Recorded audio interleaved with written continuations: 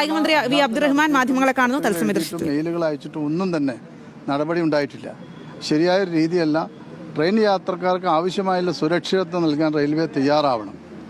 ഇപ്പോൾ ധാരാളം അപകടങ്ങൾ ഈ കാര്യങ്ങൾ വരുന്നുണ്ട്. ഇപ്പോൾ റെയിൽവേയുടെ പരിഷ്കാരങ്ങളൊക്കെ നടക്കുന്നുണ്ട്, അതൊന്നും നമ്മൾ നിഷേധിക്കുന്നില്ല. പക്ഷേ റെയിൽ യാത്രക്കാരുടെ പ്രശ്നങ്ങൾ പരിഹരിക്കുന്നതിന് റെയിൽവേ വേണ്ടത്ര ശ്രദ്ധ പതിപ്പിക്കുന്നില്ല. അതിൽ മാറ്റമുണ്ടാവണം. കേരളത്തിൽ ഇത്തരത്തിൽ അക്രമങ്ങൾ സാധാരണ നമ്മളാരും പ്രോത്സാഹിപ്പിക്കുന്നില്ല, നമ്മൾ അനുവദിക്കുന്നില്ല.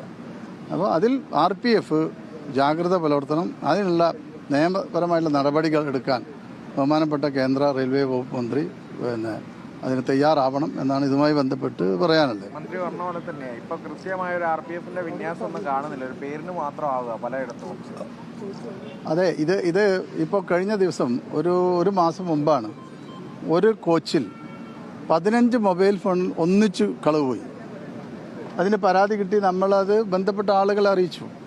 ഇതിനു മുമ്പും ഈ തട്ടിപ്പറി, ഈ സ്വർണം മാല കവരൽ, ഇങ്ങനത്തെ കുറേ കേസുകളുണ്ട്. ഇന്നലെ നടന്ന സംഭവം അതിക്രൂരമാണ്, പൈശാചികമാണ്, അനുവദിക്കാൻ കഴിയുന്നതല്ല. അവർ ടിക്കറ്റ് എടുത്ത് സ്വതന്ത്രമായി യാത്ര ചെയ്യുന്ന ഒരു യുവതിക്കെതിരായിട്ട് അക്രമങ്ങൾ നടക്കുക, രണ്ടാമത്തെ യുവതിയെ ആക്രമിക്കാൻ തയ്യാറെടുക്കുക. ഇതിൻ്റെ ഒക്കെ കുറവ് എന്തെന്ന് വെച്ചാൽ ഇപ്പോൾ അതിൽ തന്നെ പറയുന്നു, ഈ അപകടം നടന്ന് ഒരു RPFനെ തിരഞ്ഞെടുക്കുന്നില്ല. പിന്നീട് എത്രയോ ദൂരം സഞ്ചരിച്ചതിന് ശേഷമാണ് ഇതുമായി ബന്ധപ്പെട്ട RPF വരുന്നതും നടപടികളെടുക്കുന്നത്. അപ്പോൾ ഇത് നമ്മൾ സൂചിപ്പിച്ചിട്ടുണ്ട്. ഇനിയും ഈ കാര്യങ്ങൾ കേന്ദ്ര റെയിൽവേ മന്ത്രിയെ അറിയിക്കും എന്നാണ്.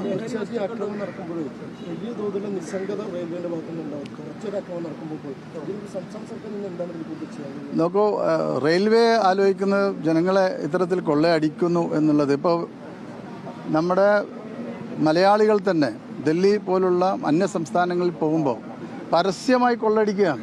കമ്പാർട്ട്മെൻറ്റുകളിൽ അവരുടെ ബാഗുകൾ, വാച്ചുകൾ, മൊബൈൽ ഫോണിൽ തട്ടിപ്പറിച്ച് ഓടുന്ന ധാരാളം സംഭവങ്ങളുണ്ട്. പക്ഷേ ഇവിടെ അത് അനുവദിക്കാൻ കഴിയില്ല. മറ്റുള്ള സംസ്ഥാനങ്ങളിൽ അവർ നോട്ടെ, ഇവിടെ റെയിൽവേയുടെ ഇത്തരത്തിലുള്ള നടപടി അത് കൃത്യമായി ഫോഴ്സിനെ വിന്യസിക്കാൻ തയ്യാറാണ്.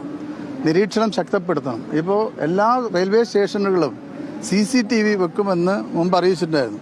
പക്ഷേ അതിൻ്റെ പുരോഗമനമൊന്നും നമ്മൾ കണ്ടിട്ടില്ല. അപ്പോൾ അത് എത്ര കണ്ട് പുരോഗമിച്ചു എന്നൊന്നും നമുക്കൊരു വിവരവും ഇല്ല. പക്ഷേ ഇതിന് റെയിൽവേയുടെ ഭാഗത്തുനിന്നും നടപടി ഉണ്ടാവണമെന്നാണ് ശക്തമായി നമുക്ക് ആവശ്യപ്പെടുന്നത്.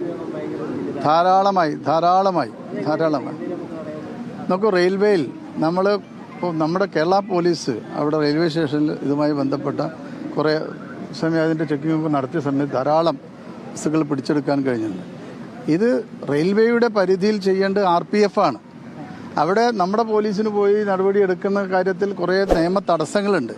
അപ്പോൾ അവരത് ചെയ്യുന്നില്ല എന്നാണ് പറയുന്നത്. അപ്പോൾ RPFൻ്റെ അവരുടെ പ്രവർത്തനം ശക്തമാക്കണം.